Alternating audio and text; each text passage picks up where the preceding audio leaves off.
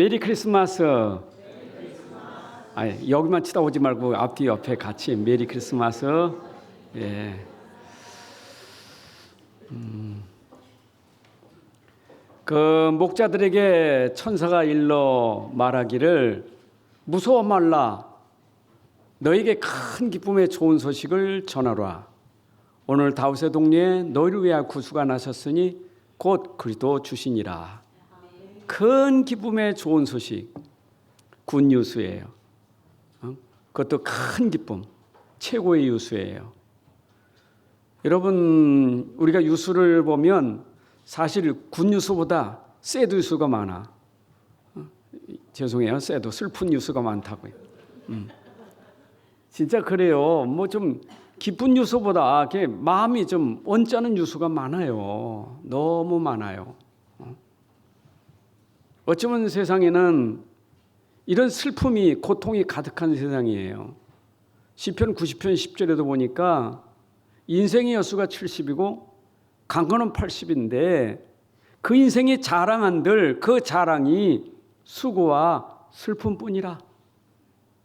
여러분 70, 80 살았는데 자랑할 게 수고와 슬픔뿐이라는 거예요. 그래서 우리는 지금 이런 슬픔이 있는 세상에서 진짜 기쁜 소식을 들어야 되는데 기쁜 소식이 바로 복음이에요. 큰 기쁨의 좋은 소식이 복음이에요. 우린 복음 들어야 기쁩니다. 복음만이 우리에게 기쁨을 줍니다. 그밖에 없어요. 자, 얼마 전에 우리 야당의 대표가 재판받을 때 한쪽엔 태극기, 한쪽엔 촛불. 그래서 촛불이 아닌데 또 이게 반짝반짝 뭐 형광 불빛 들고 하던데 양쪽에서 갈라져 가지고 한쪽에는 팻말이 뭐 구속하라, 한쪽에는 뭐라 했어요? 이제 저가 무효다 하면서 이렇게 하는데 재판 결과가 나왔어. 1심에서. 그러니까 태극기는 막 난리치는 저쪽에 웅웅 울고 있어. 근데 2차 재판에서는 또 기대됐어요. 근데 이제 무죄가 나왔어. 그러니까 또 태극기는 울고 저쪽은 웃고. 예수님 오실 때 통곡할 사람들이 누굴까요? 여러분, 예수님 오실 때 통곡할 존재가 누굴까요? 네? 분명히 예수님 오실 때 통곡하는 존재는 사단이에요. 사단은 예수님 오실 때 통곡합니다. 자기 죽는 날이에요. 또 예수님 오실 때 죄의 권세가 무너지는 날이에요. 죄가 힘이 없어지는 날이에요. 슬픈 날이에요, 죄는. 또 예수님 오실 때 지옥이 이게 슬픈 날이요. 왜? 자기 백성들이 와야 되는데 그 지옥에 갈 사람들이 예수님께로 가니까. 그래서 예수님 오신 날은 극과 극이 되는 거예요. 오늘 성탄이 이런 어마어마한 축복을 우리에게 주고 있어요. 근데 이 예수 그리스도 이 복음 모르면 어떻게 되겠어요? 이런 복음이 뭡니까? 로마서 1장 2절 4절에 이 복음은 예수 그리스도라. 이 복음 모르면 어떻게 됩니까? 복음 모른다는 것은 그 사람이 가지고 있는 근본의 영적 상태가 지금 복음 모르기 때문에 그가 가지고 있는 상태는 어떤 상태냐? 하나님 떠난 불신자의 상태예요. 하나님 떠난 자는 그 길이 어떤 길입니까? 마태복음 7장 13절에 보니까 그 길은 멸망으로 인도하는 길이라. 하나님 떠난 자는 그 길이 멸망으로 가는 길이에요. 하나님 떠난 자는 어떤 사람입니까? 마귀에게 종노릇하는 사람이에요. 히브리서 2장 14절 15절 죽기를 무서워하는 저자들이, 마귀의 종노릇하는 자들이 바로 상태가 하나님 모르는 사람, 복음 모르는 사람. 복음 모르는 사람이에요. 여러분, 복음 모르는 사람은 근본입니다. 근본이 멸망이에요. 사망이에요.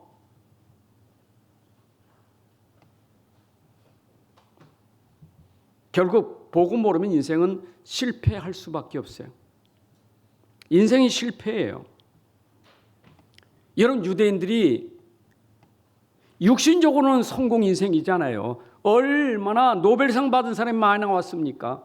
세계 경제인들이 많이 있어요. 대단한 민족이에요. 그러나 영적으로는 실패한 인생이에요. 이거 여러분들이 아셔야 돼요. 지금도 사람들이 영적인 거 모르면 육신적으로 성공하는 게 성공을 알지만 그게 실패예요. 저는 오늘 뉴스 보면서 깜짝 놀랄 일. 세상에 별 2개 단 사람이 육사 입학할 때 수석으로 입학했어요. 고등학교에서 얼마나 공부를 잘했으면 육사에 수석으로 입학했냐고요. 수석으로 입학해가지고 별 2개까지 달았어요. 근데 이 사람은 영적 상태가 문제예요. 그래서 군 생활하면서 성폭행한 것 때문에 이게 군인이 잘려졌단 말이에요. 그 별자리가 잘라졌어요. 그거 어떻게 되겠어요? 연금도 못 받고. 완전 거지가 된 거예요. 그 살아야 될 거 아닙니까? 그 산속에 들어가서 뱀닭을 키워가지고 장사하는데 안 된 거예요. 근데 이 사람이 끼가 뭐이냐? 무속기가 있는 거예요. 점집을 차렸잖아요. 뉴스 못 보셨습니까? 안산에 점집 차린 거. 그 대문 앞에, 현관 앞에 부고 얼마나 싸놓고.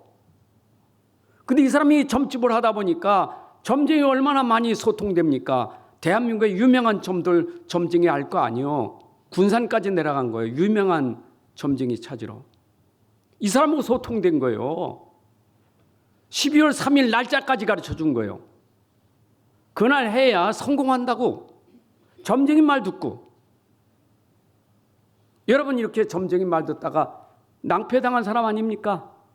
지금 똑같아요. 영적으로 무지하면 내가 뭐든지 해서 성공하려고, 이 사람은 자기가 별이 떨어졌으니까 언제 이 별이 회복될 것인가, 그거에 꽂혀버린 거예요.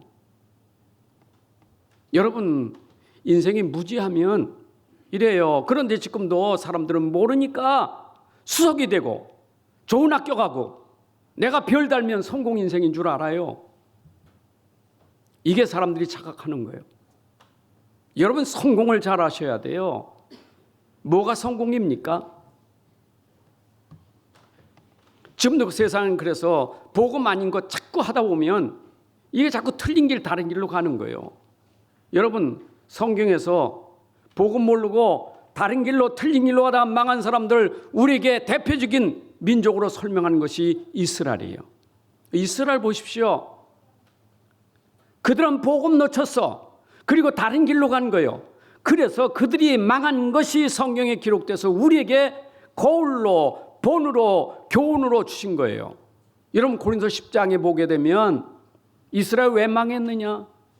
원망하다, 불평하다, 망했다. 이것이 너에게 거울이 되어서 너희도 하나님 모르고 불신하고 원망하면 이렇게 될 것이다 하는 것을 보여주신 거예요. 여러분, 이렇게 사람이 복음 모르면 그래 될 수 있는 거예요. 성경은 교훈의 책이에요. 이렇게 말씀 안에 살아야 되는데 말씀 놓치면 이렇게 된다라고 하는 것이 성경을 가르치는 교훈이에요. 로마서 15장 4절에 무엇이 전에 기록된 바는 우리의 교훈을 위하여 기록된 것이니, 성경에 기록된 모든 말씀은 우리에게 교훈이에요. 여러분들이 교훈이 돼야 돼. 말씀 보고 교훈을 찾으셔야 돼. 결국 우리는 성경을 보되 복음을 제대로 볼 수 있는 눈이 열려져야 돼요. 여러분, 복음에 대한 재해석이 일어나야 돼요. 우리는 성경을 가지고 잘 봐야 돼요. 이것 가지고 우리는 보는 거예요. 이걸 가지고 오면 우리가 제대로 볼 수 있는 거예요. 오늘도 어떤 분이 사설에 쓴 걸 보니까 자기가 안경을 안 썼다는 거예요. 왜 안경을 썼느냐? 안경을 쓰면 불편하니까. 겨울에 자꾸 뭐 이렇게 성에가 끼니까. 안경을 안 쓰니까 오해를 받는다는 거예요. 아는 사람은 인사도 못해. 안 보이니까 저 사람 교만하다고. 또 식당에 가면 그 메뉴판 보려고 인상을 쓰니까 왜 인상 쓰냐고. 오해를 받았대요.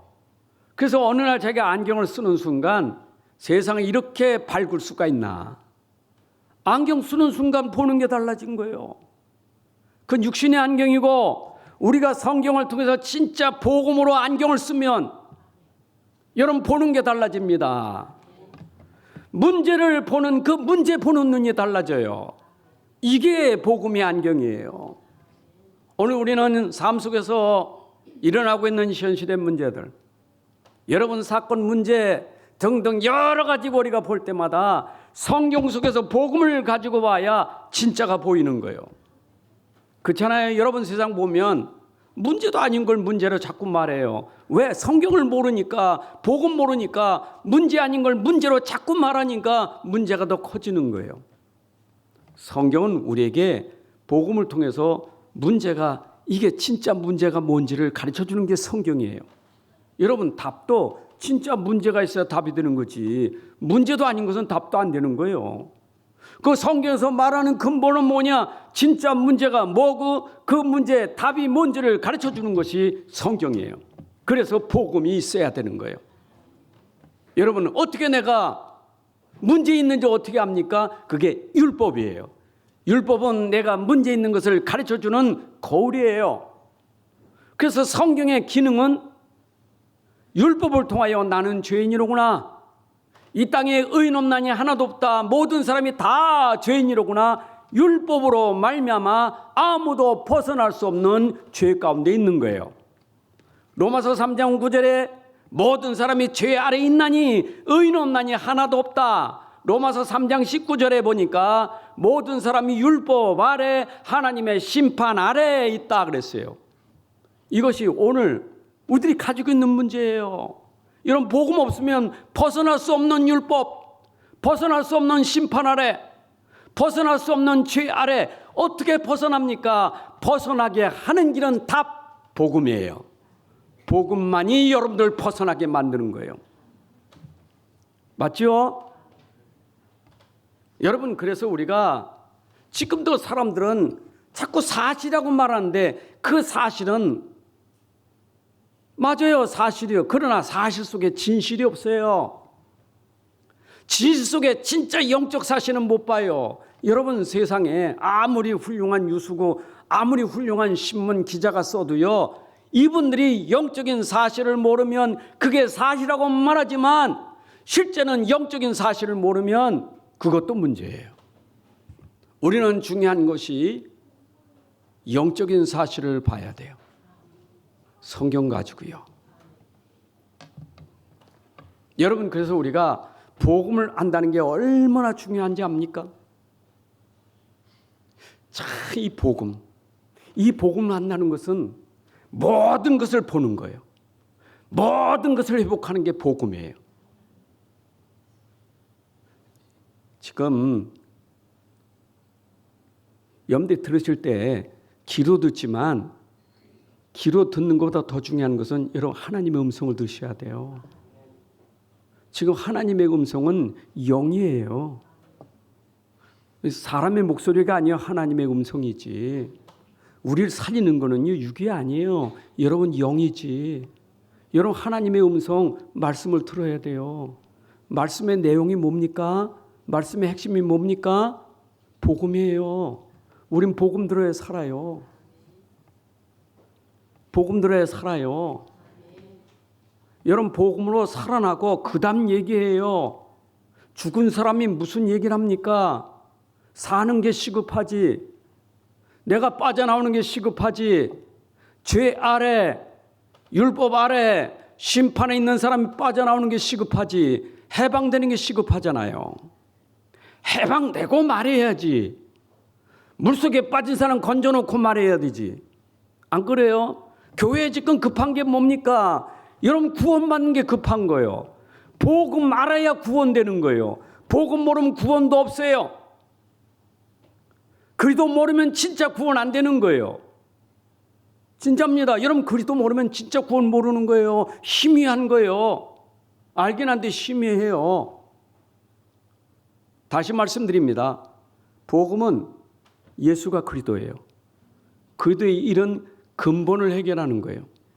여러분이 근본 해결을 받다는 것은 내가 복음 때문에 내가 가지고 있는 영적인 문제 해방되는데, 근본에 해결되는데, 내가 죄에서 빠져나왔다, 흑암에서 빠져나왔다, 사망과 지옥 빠져나왔다, 이게 우리의 모든 거예요. 그래서 내가 이 복음을 부끄러워하지 않으니 이 복음은 모든 믿는 자에게 구원을 주시는 하나님의 능력이 됩니다.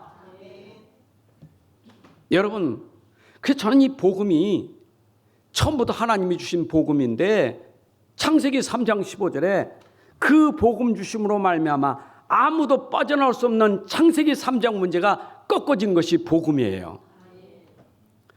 지금도 육신적인 사람은 창세기 3장 몰라요. 무슨 말인지 몰라요. 영적으로 어두운 사람 몰라요. 그 말이 무슨 말인지 몰라요. 여러분 창세기 3장이 원죄라는 거예요. 그걸 몰라요. 사람들은 도덕적인 죄는 알지 원죄는 몰라요. 근본적인 죄를 모른다니까요. 이런 근본이 안 되니까 자동적으로 문제가 다른 문제가 오지요. 도덕 윤리 올 수밖에 없는 거예요. 그보다 더 중요한 건 근본이 해결돼야 그 문제도 해결되는 것이지. 믿습니까? 오늘 교회에 오셔서 여러분들이 진짜 답 없고 돌아가는 것은 환경도 아니에요. 외모도 아니에요. 돈도 아니에요. 질병도 아니에요. 여러분들이 오늘 얻고 돌아갈 힘은 뭐냐? 나를 구원하신 복음이 내게 있다는 것 확신 가지고 돌아가셔야 돼요. 우린 이거예요. 복음은 충분해요. 복음은 완전한 거예요. 이거 붙잡고 가셔야 돼요. 이게 전부예요. 근데 전부인 얘기를 왜 자꾸 얘기합니까? 왜 자꾸 복음 얘기하냐고요? 들어간 복음이 누림이 되려면 그 복음이 여러분 속에 뿌리를 내려야 누림이 되지. 복음이 내 안에 뿌리한데 어떻게 누림이 됩니까? 흔들흔들 되지. 여러분 뿌리는 흔들리질 않아요. 진짜 여러분 인생에 흔들리지만 않아도 응답이 여러분들에게 계속 오게 될 것이에요. 흔들지만 않아도 돼요. 우리가 뭐 때문에 흔들립니까? 전부 껍데기 아닙니까? 육신육이 아닙니까? 세상 사람 그 때문에 우리가 흔들리지 않습니까? 내 안에 복음을 누리지 못하는 그것 때문에 내 상태가 복음도 안 됐지, 복음 누리는 힘도 없지, 그러니까 흔들대는 거예요. 원래 세상은 흔드는 세상이에요. 안 그래요? 죄가 가득하지, 흑암이 가득하지.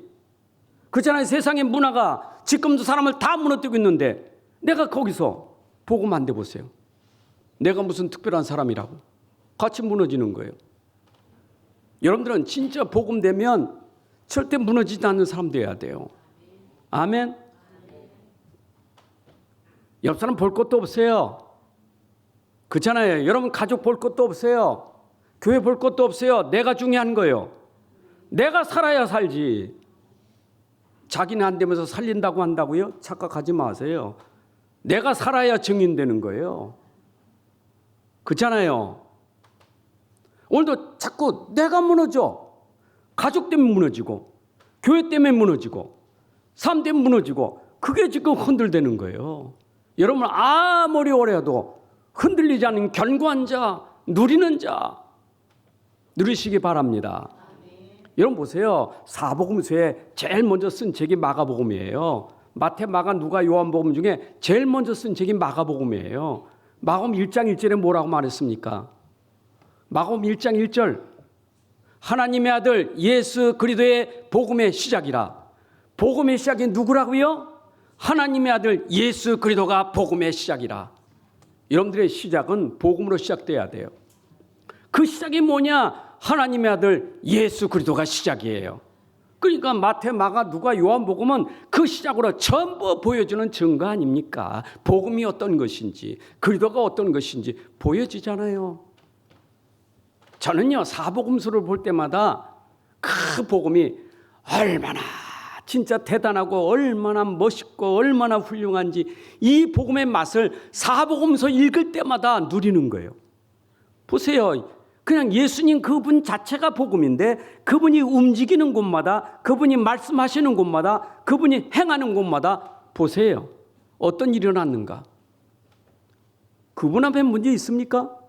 문제 없어요. 누가 예수님, 누가 무너뜨립니까? 바리새인들, 유대인들, 핍박자들, 십자가 못 박는 자들이 예수님 무너뜨렸습니까? 이길 수가 없는 거예요. 내 안에 복음이 있다면, 내 안에 그리스도가 있다면 내 능력이 아니라 내 안에는 그리스도의 능력은 누구도 이길 수 없는 거예요. 이게 여러분의 시작이에요. 그래서 저는 로마서 1장 16절을 암송하는 것이 내가 가진 복음은 난 부끄럽지 않는 복음이다. 내가 옛날에 교회 다닐 때 얼마나 예수 믿는 게 부끄러웠는지 하도 간증 많이 해서 여러분 잘 알지만 교회 가는 게 부끄러워요. 성경책 들은 게 부끄러운 거예요. 뭘 어디 가냐 조기 간다고. 성경책은 맨날 호주머니에 넣고 숨기고 다녔다니까. 교회 가는 게 부끄러워. 교회 가면 사람들 만나는 게 부끄러워. 반주할 때 들어가고 축도할 때 나가고. 여러분 내가 얼마나 부끄러워. 기도를 못해서 식사기도 부끄러워 못했다니까. 사람 많으면 기도를 못해 식사기. 지금은 식사기도 그냥 평상시 하면 되는데 그때는 진짜 식사기도해야 신자 아닙니까? 하긴 해야 되지. 많은 사람 다쳐서 어떻게 기도합니까? 또 양심을 안 할 수는 없고 그러니까 머리 만지면서 그잖아요. 딴청하면서 잠깐 눈 감고 얼마나 부끄러운지. 지금도 예수 믿어 부끄러운 사람이 있어요. 뭐가 부끄럽습니까? 여러분 예수 믿으면 핍박 많아요. 예수 믿는 사람 건드려요. 자꾸 직장 가면 건드려요. 지금도 복음 때문에 건듭니다. 이런 복음 아니면 건드릴 이유가 없어요. 종교를 왜 건듭니까? 종교는 안 건드려요. 여러분 종교 생활 안 건듭니다. 그런데 여러분들이 복음을 가지고 강조하니까 건들지. 핍박받아도 복음을 흔들리면 안 돼요. 끝까지 지킬 것은 복음이에요. 아멘. 복음의 사람 됩시다. 하나님 앞에서 보일 것은 믿음밖에 없어요. 하나님 보일 건 믿음밖에 없어요. 여러분들 그 세상에 다 버리고 가도 하나님 보여줄 거 하나 있어요. 내게 믿음을 보이라. 그게 마지막 순간이에요. 여러분 죽을 때 하나님 앞에 보일 건 믿음밖에 없어요. 믿음이 보여줘야 돼요. 그래서 천국 가는 길은 뭘로 간다고요? 믿음으로 가는 거예요. 아멘. 믿음 보여야 되지. 죽을 때 제껏 신앙생활 잘하다가 말이야 마지막에 나 안 믿어. 그만큼 불행한 사람은 어디 있어요? 그 사람 진짜 안 믿은 사람이지. 응? 아무리 타락해다가도 죽을 때는 회개하고 주여 믿습니다. 그게 믿음의 사람이에요. 좀 얌체긴 하지만. 그런 얌체 또 있어요. 예수님 우피는 강도는 못된 짓 다 하다가 그래도 죽을 때 나를 기억하소서. 오늘 내가 나와 함께 낙원에 이르리라. 그런 계산하면요. 믿기 전에 불러가셔요. 우리는 끝까지 믿음 지켜야 돼요. 그 믿음의 근본이 뭐라고요? 뭘 믿어야 돼요, 여러분? 믿음이 뭡니까? 구원받는 믿음이 뭐예요? 예수 그리스도 아닙니까? 그 믿음 그걸 보여야 되는 거예요. 그러면 이 복음은 예수 그리스도인데 예수 그리스도가 어떤 분이냐라고 설명하는 것이 쫙 예수님의 출생부터 그가 부활 승천하셔서 재림하실 때까지 전부 온통 예수 그리스도를 설명하는 게 성경이에요.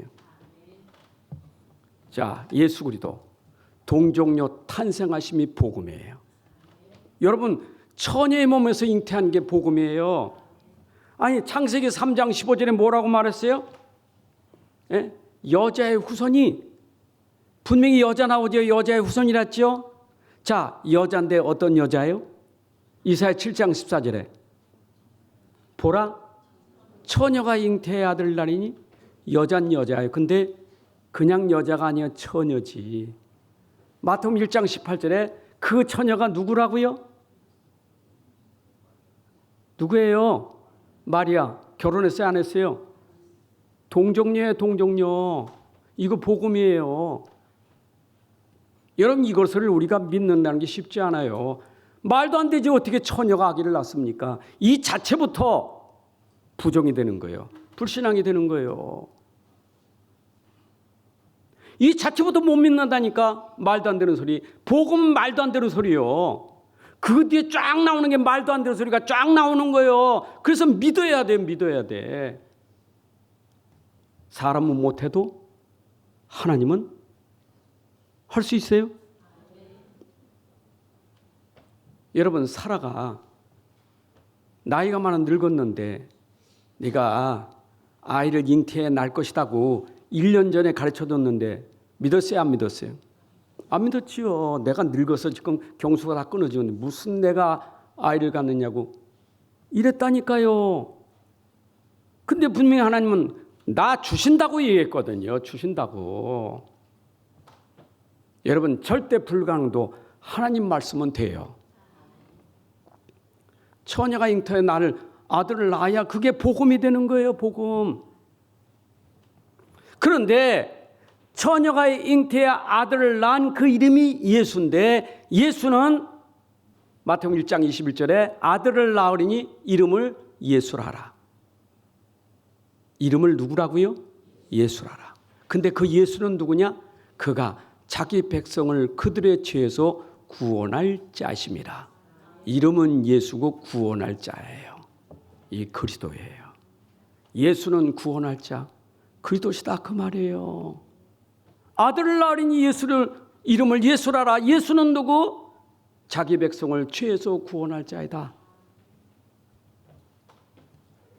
자, 천사에게도 한 말이, 천사가 이제 들녘에 있는 제자들에게 말했죠. 11장 누가복음 2장 11절에 보니까 다윗의 동네에 너희를 위하여 구주가 나셨으니 곧 누구라고요?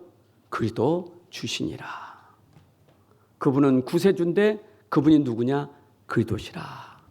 여러분, 그리스도는 구약 때부터 예언된 그리스도예요.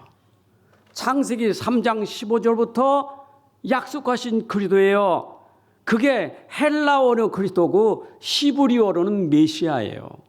창세기 3장 15절에 여자의 우선 그분이 메시아고 그분이 오셨어요. 그분이 그리스도예요. 메시아 곧 그리스도시다 이 말이에요. 요한복음 4장 25절에 사마리 여자가 메시아 곧 그리스도 당신이니까 내니라. 여러분, 그 사마리 여인이 그리스도를 만나고 얼마나 기뻐서 물동이를 버려두고 들어가서 메시아 만났다고 외쳤잖아요. 메시아 곧 그리스도. 구약에서 말하던 메시아가 신약에 오신 그분 이름은 예수라라. 저가 그리스도시니라. 동정녀 몸에서 나신 그분. 자, 그러면 그가 동정녀 몸에서 났다는 말은 뭐가 전제가 됩니까? 로마서 5장 10절에 우리는 아담 안에서 모든 사람이 다 죄인이에요.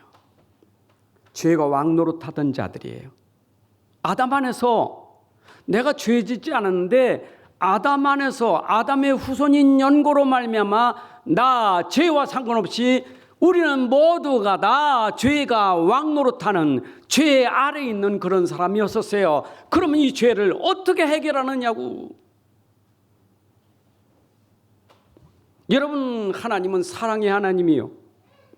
사랑 속에는 들어가 있는 게 뭐냐? 공의가 있는 거예요. 공의가. 하나님은 죄를 그냥 없이 한다 그 말이 아니요. 그 죄를 해결하는 공의를 베푸신 거예요. 여러분, 창세기 3장 15절에 공의의 공의. 창세기 3장 사건은 왜 그랬어요? 너 선악을 과일을 먹지 마. 먹으면 정령 죽어. 하나님 말씀이에요. 그 말씀은 그대로 되는 것이 말씀이잖아요. 하나님 말씀하셔놓고 따먹으면 야, 내가 실수했다. 내가 용서할게. 말씀을 하신 거 후회하십니까? 여러분, 민수기 23장에 보면 하나님은 후회 없으신 말씀을 후회하지 않으셔요. 말씀하신 대로 하시는 분이에요. 정령 주라서 정령 죽는 거지요. 그거 어떻게 해결하냐고 이거. 그래서 하나님이 공의 없는 자기 아들을 내어주신 거예요. 내어주셨어요. 하나님이 세상을 이처럼 사랑하사 누구를 주셨다고요? 독생자를 주셨다. 그래서 이 땅에 예수님이 오신 것은 하나님의 은혜로 우리를 구원하시려고 아들을 내어주신 거예요. 근데 그는 죄가 있다 없다? 죄가 없다. 우리는 다 아담 안의 죄인이지만 죄 없는 분은 오직 한 분밖에 없어요. 그분이 누구예요? 예수 그리스도예요. 그분만 죄가 없어요. 자, 죄가 없으니 그 다음에 연속이 뭡니까? 복음은 연속이에요. 동정녀로 나신 이유가 뭐예요? 그분이 오셔서 십자가에 죽을 자격이 되는 거예요. 그래서 이사야 53장 5절 6절에 보게 되면 이미 예수님 보내시면서 예수님이 오셔서 예수가 오셔서 그가 어떤 일을 행할 것을 예언하셨어요. 이사야 53장 5절 6절입니다. 십자가에 죽으실 것을 예표하셨죠. 그가 찔림은 우리의 허물을 때문이요 그가 상함은 우리의 죄악 때문이라. 그가 징계를 받음으로 우리가 평안을 누리고 그가 채찍에 맞으로 우리가 나음을 받았도다. 우리는 다 양 같아서 그릇 행하여 각기 제 길로 갔거늘 여호와께서는 모든 죄악을 그에게 담당시키셨도다. 이사야가 예언한 말씀이 성취됩니다. 그래서 그 성취된 복음을 바울이 데살로니가 지역에 들어가서 회당에서 성취된 사실을 말합니다. 사도행전 17장 2절 3절 바울이 자기 관례대로 그들에게 들어가서 새 안식일에 성경을 가지고 그 성경은 무슨 성경이요? 신약 성경이요? 구약 성경이요? 바울이 들고 있는 성경은 신약 성경이요? 구약 성경이요? 구약 성경입니다. 유대인들이 가지고 있는 거 구약 성경이에요. 모세오경이에요. 그렇죠? 구약에 있는 성경입니다. 자, 이 성경을 가지고 강론합니다. 뭐라고 강론합니까? 성경을 뜻을 풀어 그리스도가 해를 받고 죽은 자 가운데서 다시 살아날 것을 증언하고 이르되 내가 너에게 전하는 예수가 곧 그리스도라. 여러분 분명히 성경의 말씀대로 그것이 그대로 성취됐으니 예수 그리스도가 오셔서 죽은 자 가운데서 다시 살아나셨느니라. 여러분 그래서 예수님의 죽으심은 우리의 죄를 대속하시기 위한 죽음이에요. 마가복음 10장 45절 자기 목숨을 많은 사람의 대속물로 주려 함이라. 죄 없으신 분이 우리 죄를 대신하여 죽으심이라. 십자가는 우리의 죄를 해결하는 대속물로 죽으신 거예요. 베드로서 2장 22절 24절 보니까 그는 죄를 범하지 아니하시고 그 입에 거짓도 없으신 분이에요. 그런데 24절에 그는 친히 나무에 달려 그 몸으로 우리 죄를 담당하셨으니 이는 우리로 죄에 대하여 죽고 의에 대하여 살게 하심이라. 그가 채찍에 맞음으로 너희는 나음을 얻었노라. 여러분 우리 죄를 담당하시기 위해서 나무에 달려 돌아가셨느니라. 예수님의 죽음은 그가 죄 없으신데 우리 죄에서 대신 죽으셨다. 이런 구약에 그 제사가 레위기의 피제사예요. 레위기 완전 피범복이에요. 5가지 제사가 있죠. 속죄제, 속건제, 화목제, 번제, 소제 5가지 제사가 있어. 그런데 그 제사 속에는 전부 죄를 사는 제사예요. 그런데 죄를 사기 위해서 반드시 피 흘림의 제사가 있었어요. 피를 흘렸어요. 내가 죽어야지. 나는 아담의 피 아닙니까? 이 아담의 피를 어떻게 바꿀 수 있겠어요? 어떻게 이 피를 씻을 수 있겠어요? 그래서 순결한 짐승, 깨끗한 짐승 끌고 와서 제사장이 거기에 안수하여 이 사람의 죄를 거기에다가 안수합니다. 모든 죄를 양에게 씌우는 거예요. 양이 죽습니다. 내가 죽어야 되는데 양이 대신 죽습니다. 이게 구약의 제사예요. 양이 피 흘리고 죽죠? 그 피가 뭐예요? 우리 죄를 씻는 피예요. 그게 출애굽기에 나오는 거예요. 이스라엘 백성들이 희생제사, 피제사 드리기 위해서 나가는 거예요. 이스라엘 특징은 뭐예요? 피제사, 희생제사가 있어야 돼요. 십자가의 죽으심이 있어야 돼. 십자가의 보혈로 말미암아 이스라엘이 되는 거예요. 그 보혈에 내가 하나님 자녀가 되고 하나님 백성이 되는 거예요. 세례 요한이 외친 구호가 뭡니까? 세례 요한 예수님이 건지시는 거고, 자, 저가 세상 죄를 지고 오는 하나님의 어린 양이로다. 세례 요한이 직접 봤다니까요. 저가 세상 죄를 지고 가는 하나님의 어린 양이요. 지금까지 선자들이 하나님의 그 어린 양으로 많이 죽었잖아요. 저가 우리 죄를 지고 가는 하나님의 어린 양이로다. 여러분의 모든 죄를 십자가에서 예수님이 대속해서 죽으신 줄로 믿습니다. 그래서 이 사실은 믿음으로만 여러분들이 응답받는 거예요. 참, 이런 말도 안 되잖아요. 아까 동정녀 탄생도 믿어지지 않지만 십자가에 죽으시고 십자가에 피 흘리시고 우리 보고 뭐라 해요? 저가 죽은 것은 우리 죄로서 죽었다. 믿어져요? 저가 피 흘린 것은 우리 죄를 씻겨서 피 흘렸어. 이게 말이 돼요? 여러분, 세상 과학으로 지식으로는 이해되지 않는 얘기예요. 말도 안 되는 소리예요. 무슨 그 피가 우리 죄를 씻습니까? 그가 죽음이 우리를 뭐 대신해서 죽었습니까? 말도 안 돼. 믿어지지 않아. 그런데 동정녀 때문에 우리는 그게 믿어지는 거예요. 저는 죄가 없은데 우리 죄로서 대신 죽으셨으니 저로 말미암아 나의 죄가 해결됐구나. 그래서 십자가에 죽으신 일은 그리스도의 일을 하신 거예요. 예수는 그리스도의 일을 하셨다 그 말이에요. 여러분, 그리스도의 삼중직이죠. 그리스도가 하신 일이 뭡니까? 인생이 가지고 근본의 문제 해결하셨다. 십자가에 죽는 순간 사단 권세, 사망 권세 꺾어져 버렸어요. 죄의 권세가 무너졌어요. 지옥 권세, 재앙 권세가 무너져 버렸어요. 여러분들, 그 사실 십자가에서 완성된 거예요. 고린도서 1장 18절에 십자가의 도가 멸망하는 자들에게 미라는 것이지만 구원받을 자에게는 하나님의 능력이 됨이라. 여러분, 십자가 있잖아요. 이 십자가 구원의 길이에요. 십자가가 우리가 구원받는 길 도예요. 아멘. 믿으셔야 돼. 그러니 처음부터 내가 죄라는 걸 깨달아야 그게 믿어지지. 나 죄 없다는데 뭘 그게 믿어집니까?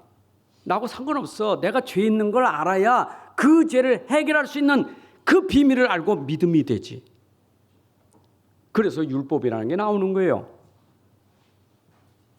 여러분, 로마서 1장부터 4장까지 그 율법에 대한 것을 계속 얘기하다 5장에 가서 나오잖아요. 5장에 가면 어떻게 나옵니까? 우리가 아직 죄인 됐을 때, 우리가 아직 연약할 때, 우리가 아직 하나님과 원수 되었을 때 하나님 우리를 사랑하사 그리스도를 십자가에 내어주심으로 하나님 우리에 대한 자기 사랑을 확증하셨느니라. 여러분, 로마서 1장 4절까지는 벗어날 수 없는 거예요. 율법으로는 벗어날 수 없는 죄. 근데 그가 죽으심으로 우리와 하나님과 화평케 되었느니라. 믿으시기 바랍니다. 여러분, 이 축복이 어디서부터? 여러분, 속에서부터 일어나야 돼요. 속에서 표현하여 거듭남, 중생. 여러분, 내면이 바뀌어져야 돼요. 신분이 바뀌어지는 거예요. 외모는 안 바, 외모는 똑같아. 그러나 여러분의 신분은 바꿔졌어요. 하나님 자녀. 여러분, 거듭난 새 사람이에요. 고린도 5장 17절에 보라, 이전 것은 지나갔으니 내가 새 것이 되었도다. 어디에서? 그리스도 안에서. 여러분, 그리스도 안에서 이제는 새 사람이 된 줄로 믿습니다.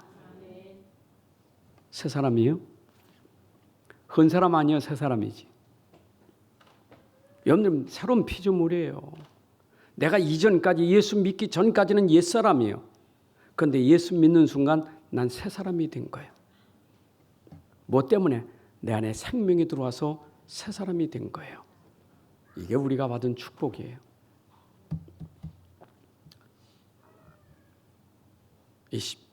여러분, 이 십자가는 성경의 핵심이에요.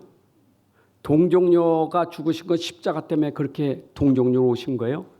십자가는 부활로 십자가가 증거되는 거예요. 예수님의 부활이 아니었다면 십자가의 죽으심이 헛된 것이니라. 여러분, 고린도 15장이 부활의 장 아닙니까? 고린도 15장 3절 5절에 그는 성경대로 죽으시고 성경대로 다시 살아나는, 예수님의 죽으심이 성경대로 죽으셨고 그 죽으심이 우리 문제 해결하셔 죽었다는 것이 성령대로 부활하신 거예요. 그러니까 예수님이 십자가에 죽기 전에 예수님이 계속 하신 말씀이에요. 여러분, 마태복음 16장 16절부터 20절까지 베드로가 고백했죠. 주는 그리스도시고 살아계신 하나님의 아들입니다 그랬더니, 야 바요나 시몬아, 네가 복이 있다. 너는 이제 반석이다. 음부의 권세가 이기지 못할 것이다. 내가 천국 열쇠를 네게 줄 것이다. 그러시면서 하신 말씀이 이어서 하는 말이에요. 이때로부터, 고백한 그때부터 예수께서 자기가 예루살렘에 올라가 장로들과 대장들과 서기관들에게 많은 고난을 받고 죽임을 당하고 제3일에 살아날 것을 제자들에게 비로소 나타내시니, 예수님 말씀하셨어요. 내가 앞으로 저 제사장들에서 내가 죽을 거예요. 그러나 3일 만에 내가 다시 살아날 거예요. 그 죽으심이 유효하다는 것을 부활로 증거하기 위해서. 자, 예수님 십자가에 죽으셨죠? 우리 죄로 해서 죽었다고, 우리 죄로 해서 죽으실 거라고 말씀하셨으니 죽을 시에 우리의 죄가 해결됐죠? 그런데 예수님 부활하셔서 제자들에게 했어요. 마태복음 28장 6절에 뭐라고 말합니까? 그가 말씀하신 대로 살아나셨느니라. 제자들은 몰랐어요, 부활하는 것을. 무덤에 찾아갔잖아요. 근데 너에게 이전에 말했던 거 있잖아, 말씀하셨던 거, 너희를 위해서 죽을 것이고 다시 살아날 것이다 하는 말씀하신 거, 그 말씀대로 그는 살아나셨느니라. 그러면 예수님의 살아나심은 우리 죄를 해결했다는 증거 아니겠어요? 그래서 우리 부활은, 이게 부활이라는 것은 이게 진짜 믿지 않으면 이건 모든 게 헛것되는 거예요. 고린도 15장 14절 5절에 보니까 만일 다시 살아나지 못했다면 우리가 전파하는 것도 헛것이고 너의 믿음도 헛것이니라. 여러분, 세상에 예수님 부활하지 않았다면 내가 예수 믿는 게 얼마나 불쌍하고 얼마나 헛것입니까? 복음 전하는 게 얼마나 거짓말입니까? 그래서 예수님의 부활은 확실하게 이 증거가 되는 거예요. 예수님은 죽으시고 다시 살아나심으로 말미암아 우리도 죽지만 믿음으로 다시 살아날 것을, 그가 우리에게 첫 열매가 되셨다. 여러분, 예수님이 죽었다가 다시 살아난 것처럼 우리 믿는 사람은 예수 믿음으로 우리는 죄에서 해방받아 생명 가진 자의 살아난 자인데 우리는 죽어도 다시 살아난다. 예수님의 부활로. 그 축복을 우리가 받은 줄로 믿습니다. 아멘. 여러분, 부활신앙 가지셔야 돼요. 요한복음 11장 25, 26절에 보니까 나는 부활이요 생명이니 나를 믿는 자는 어떻게 된다고요? 죽어도 살겠고 무릇 살아서 믿는 자는 영원히 죽지 아니하리라. 오늘 여러분의 믿음은 십자가에서 내 인생 문제를 해결하신 그 사실을 믿는 순간 나는 다시 부활할 것이라는 소망을 갖는 거예요. 이게 부활신앙이에요.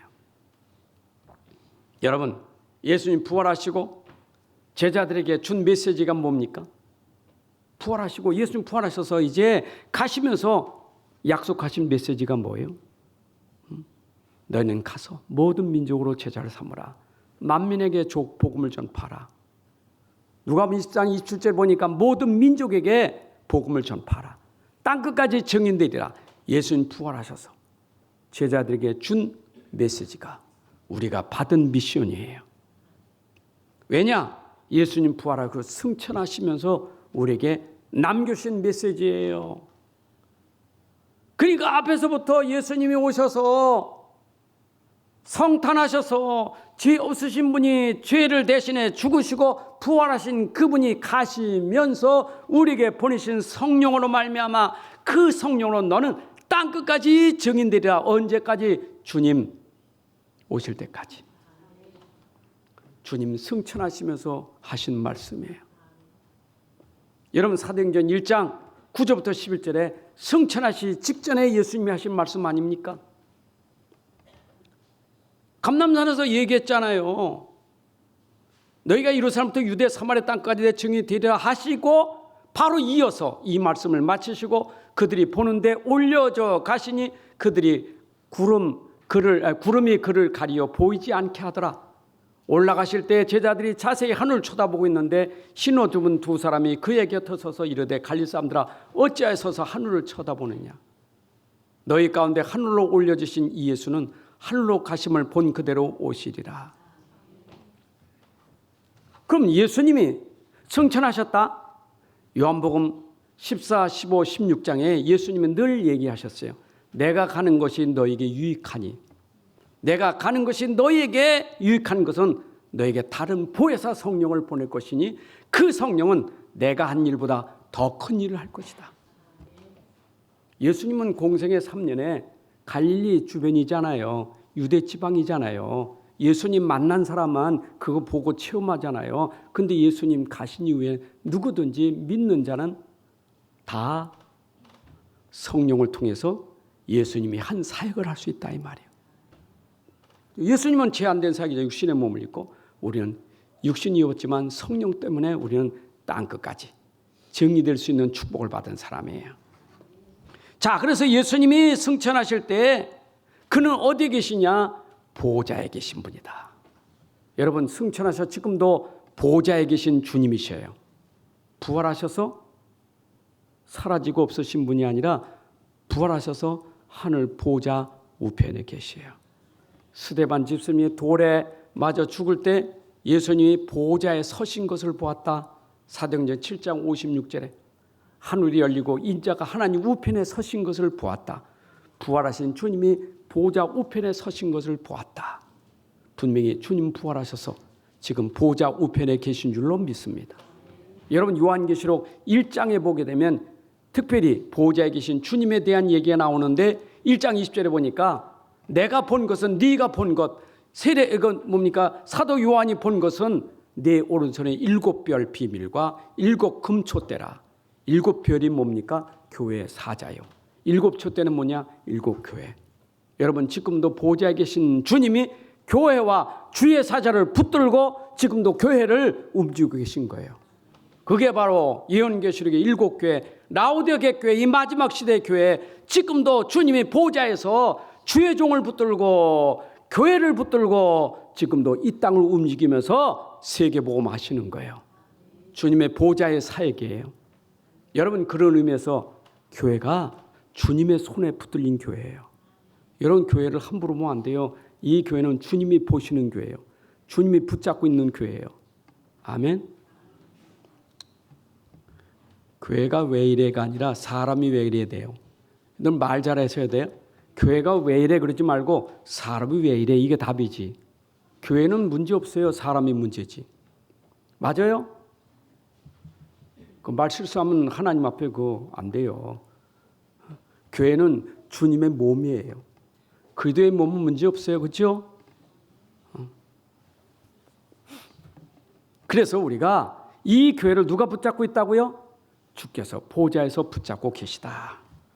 자, 그러시면서 뭐라고 말하느냐? 이제 그분이 보좌에서 사역하시다가 다시 재림하십니다. 예수는 분명히 재림하십니다.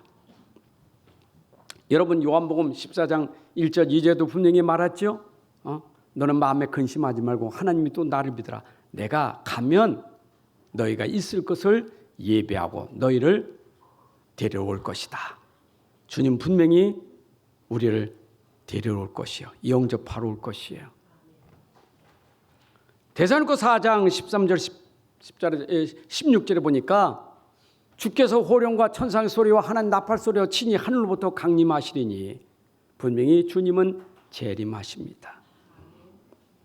그리고 그분은 어떤 분이냐? 재림주여 심판해 줍니다. 요한복음 16장 11절에 보니까 세상 임금을 심판하는 자가 누구냐? 그리스도 예수예요. 여러분 세상 사탄 권세를 심판하고 꺾을 분은 예수 그리스도밖에 없어요. 디모데후서 4장 1절 하나님 앞과 살아있는 자와 죽은 자를 심판하실 그리스도 예수 앞에서. 여러분 오늘도 죽은 자 산 자를 심판하실 그리스도 예수 앞에 주님이 분명히 재림하십니다. 그리고 심판하십니다. 그리고 결산하실 것입니다. 마태복음 25장 14절에 어떤 사람이 타고 갈 때 그 종을 불러 자기의 소유를 맡긴 것 같으니 맡겨놓고 그분이 오랜 후에 그 종들의 주인이 돌아와 그들과 결산할세. 주님이 우리에게 맡겨놓고 이제 오셔서 맡긴 것에 대한 결산할 때가 주님이 오실 때 결산하게 될 것입니다. 여러분들 오늘 맡긴 일 잘하시기 바랍니다. 주님 오시면 맡긴 것에 결산할 때가 있을 것입니다. 그래서 우리가 주님 맞이할 그때까지 우리는 내 맡긴 일에 충성스러운 종이 돼야 되는 거예요. 자, 여기까지. 예수님은 바로 구약 때부터 계셨고 영원전부터 계신 분이에요. 그 영세전부터 계신 분이에요. 그 말은 영세전부터 계신, 내가 있기 전부터 계셨다는 말은 내 과거의 문제도 그분을 통해서 이미 해결하시는 그리스도예요. 그리고 그분이 육신을 입고 이 땅에 오셨다는 것은 이 세상 문제 해결하시는 분이다. 그리고 그분이 내 안에 오셨다는 말은 내 안에 문제를 해결하시는 분이다. 그리고 그분이 또한 오셔서 계속 지금도 일하시는데 어디에서? 회당에서 지금도 후대를 위해서 사역하시는 분이 그리스도예요. 회당에 들어가 바울이 그리스도를 전파하니 후대들이 세워지더라. 그리고 나의 배경은 어디입니까? 영혼까지 계신 그리스도가 나의 배경인 줄로 믿습니다. 여러분 오늘도 그래서 우리가 가진 복음은 단순히 십자가 하나만 아니라 십자가를 위해서 예수님이 동정녀로 오셨고 그리고 십자가의 고난받고 죽으심으로 우리의 근본을 해결하신 분이고 그 십자가가 유효하다는 것이 부활이요. 부활하신 그분이 지금도 그리스도의 일을 하기 위해서 보좌에서 승천하고 보좌에서 지금도 중보사역을 계시고 그리고 이것이 땅끝까지 다 전달되면 그분은 다시 재림하실 것이고 재림한 이후에는 심판한 날이 일 것이니 믿는 자는 그때 우리에게 하나님의 은총과 축복과 상급과 면류관을 받을 것이고 그때 믿지 않는 자는 형벌을 받을 것이니 오늘 우리는 지금이 나에게 믿음의 기회요 구원의 기회요 하나님 응답 축복받을 기회인 줄로 믿습니다. 하나님 아버지 감사합니다.